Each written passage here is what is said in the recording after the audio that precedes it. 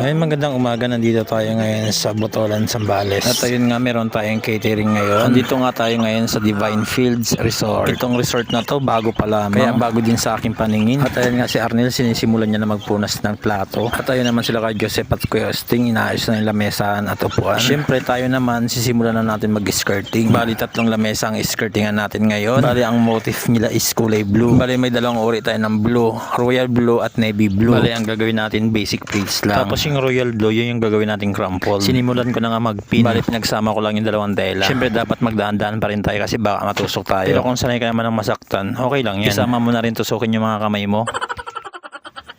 Uy, charot lang yun. At ito naman yung mga kasama ko, nagsisipag-sibagan lang yun mga yan.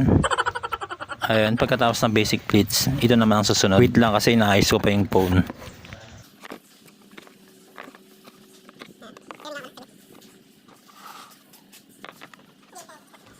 At nung naayos ko na yung phone, ito na yung ginawa ko. Tungo naman tayo dito sa crumple. Kung gusto mo makuha yung maayos at magandang design, ayusin mo yung fold mo. Bali sa oras na yan, nakakaisang lamesa pa lang tayo. Siyempre, pagkatapos mo siyang itupi pataas, kailangan mo siyang ipin para naman makuha may magandang fold. At ayan na nga, natapos ko na. Yan na yung design niya. Makikita niyo kung maganda o pangit. Siyempre, kapag pangit at hindi ka satisfied, palitan mo.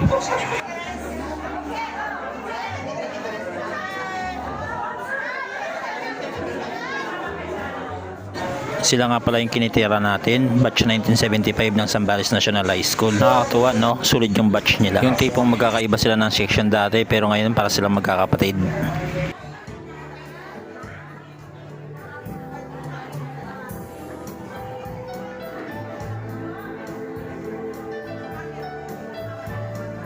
Ayan, pagkatapos namin nag-set up, pero kaming mais ang merienda.